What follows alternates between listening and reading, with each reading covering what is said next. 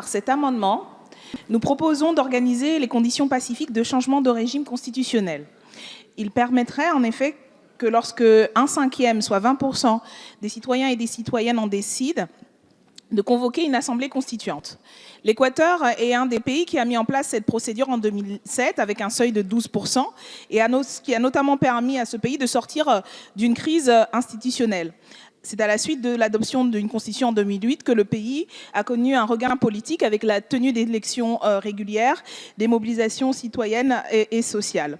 Ce que nous proposons est bien la possibilité de convoquer une assemblée constituante qui a donc pour mandat d'édicter une nouvelle constitution et non pas la possibilité de réviser celle déjà existante qui est prévue à l'article 89 et qui nous apparaît largement comme en deçà des nécessités du moment. Cet amendement ne remet nullement en cause la représentation nationale qui, en cas de constituante, continuerait à exercer son mandat. Il vient en complément de celle-ci afin de permettre à une partie plus large de la population, autre que les personnes élues, de pouvoir décider du déclenchement d'un processus constituant. Lors du débat en commission, il nous a été reproché notamment de penser que ce qui ressortirait du projet constitutionnel serait nécessairement conforme à nos aspirations politiques, ce qui est bien mal connaître notre projet, car nous faisons totalement et définitivement confiance dans l'intelligence collective et nous faisons le pari de la démocratie. Pas parce que le vote donnera nécessairement raison à nos idées, mais parce que nous pensons que le débat démocratique est nécessaire et qu'il s'agit d'un mode de prise de décision qui répond à l'idéal égalitaire de notre République. Enfin, Madame la Ministre, vous aviez indiqué hier soir, à la fin de la discussion générale, reconnaître l'importance des moments historiques qui avaient donné lieu à des constituantes. Nous considérons, nous, que nous sommes dans un moment similaire, non pas semblable, mais similaire, avec l'ensemble des crises démocratiques, économiques, sociales et écologiques que connaît notre société, l'affaiblissement de l'ensemble des institutions et le délitement des rapports personnels. Il serait nécessaire de procéder à ce type de procédure pour sortir par le haut de la situation de la crise. Nous en arrivons donc à l'avis de la Commission. Monsieur le rapporteur. Merci, Monsieur le Président. La Commission a émis un avis défavorable à cet amendement, avis que je ne peux que confirmer, au fond, en disant qu'il était possible de procéder à la création d'une constituante pour modifier la Constitution dès l'instant qu'un candidat ou une candidate à la présidence de la République qui aurait ce projet dans son programme serait élu. Ce qui d'ailleurs était le cas du candidat que vous avez soutenu, mais qui de fait n'a pas été élu. Moyennant quoi, notre choix, lui, ne se porte pas sur l'idée de devenir des constituants permanents et nous ne pensons pas par ailleurs qu'un 5e des électeurs soit de nature à justifier qu'on s'engage dans des voies de révision constitutionnelle permanente qui seraient à nos yeux plus génératrices de déstabilisation régulière de nos constitutions que de fécondité démocratique. Donc avis défavorable. Merci, Monsieur le rapporteur. Madame la Ministre, quel est l'avis du Gouvernement ? Monsieur le Président, je vais émettre le même avis que Monsieur le rapporteur général. Madame la députée Obono, je trouve symboliquement très intéressant que le premier amendement dont nous discutons ensemble soit effectivement celui qui, de votre part, fasse du recours directement au peuple un élément essentiel de la révision constitutionnelle. Effectivement, pendant la campagne électorale, la France insoumise avait porté puissamment cette évolution et ce recours à une assemblée constituante. Vous vous situiez alors dans un processus, me semble-t-il, de recréation de nos institutions et donc de notre Constitution. Dans cette hypothèse, il eût été logique que le peuple puisse s'exprimer directement par voie référendaire, soit pour élaborer un texte par le biais d'une assemblée constituante, soit puis ensuite l'adopter par voie référendaire. Mais comme vous l'avez vous-même relevé, Monsieur le Président Mélenchon, hier lors de la discussion générale, c'est souvent à l'occasion d'une crise institutionnelle majeure que le peuple est sollicité.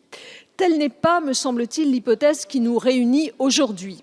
Les options que vous proposez, d'ailleurs, n'ont pas été retenues par les électeurs au moment de l'élection présidentielle en mai 2017.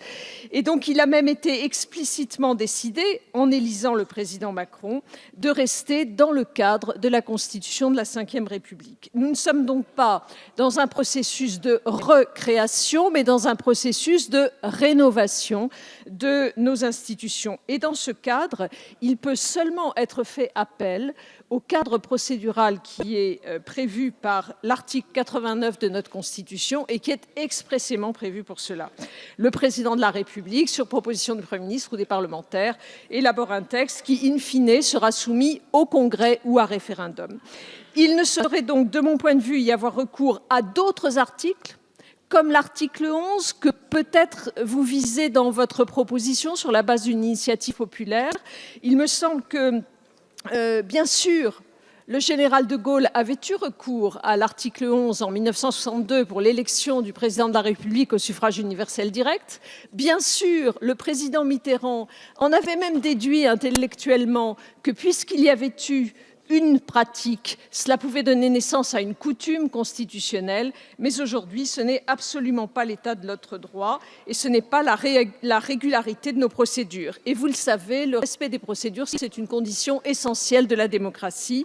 Notre procédure de révision constitutionnelle, aujourd'hui, vous érige en pouvoir constituant, et vous seul, et c'est la raison pour laquelle nous allons maintenant entrer dans ce débat constitutionnel. J'émets donc un avis défavorable à votre amendement. Merci Madame la Ministre. Monsieur Mélenchon, vous souhaitez répondre à la Commission, au gouvernement, vous avez la parole.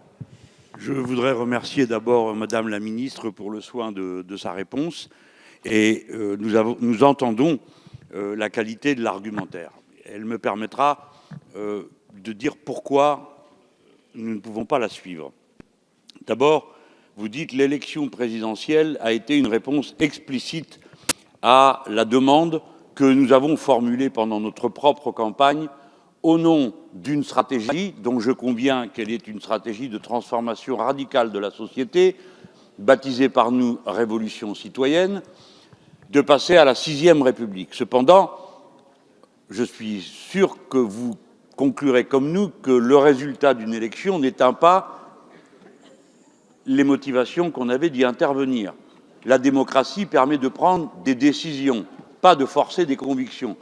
Et la particularité de la démocratie, c'est qu'on a le droit à la fois de perdre et de maintenir ensuite ses objectifs. C'est ce que nous faisons à cet instant avec cet amendement qui postule que le moment est venu que le peuple redevienne constituant. Vous avez eu l'amabilité de vous référer à mon intervention d'hier soir. Vous aurez noté, j'en suis sûr, l'évaluation que je faisais du moment politique pour justifier la nécessité d'une constituante, disant « le peuple se refonde en devenant constituant ». Et le peuple français a besoin de se refonder en se donnant de nouvelles règles qu'il viendra ensuite à appliquer et qui sont ses nouveaux droits. Pourquoi faut-il qu'il le fasse? Parce que, Madame la Ministre, vous aurez noté qu'il est actuellement en grève générale civique permanente et qu'à l'exception de l'élection présidentielle, toutes les autres élections connaissent des taux d'abstention absolument inouïs et incroyables. L'idée de la constituante vient donc proposer de guérir ce moment politique d'une intense dramaturgie d'après nous. Voilà pourquoi c'est le moment de donner un pouvoir constituant. Je dis au rapporteur que, naturellement, il sous-estime notre intelligence. Nous ne sommes pas partisans d'un processus constituant permanent. Si c'est la seule raison qu'il a d'être opposé à nous, alors il est temps pour lui de voter avec nous. Nous sommes pour la constituante. Merci. Voilà tout. Monsieur Mélenchon.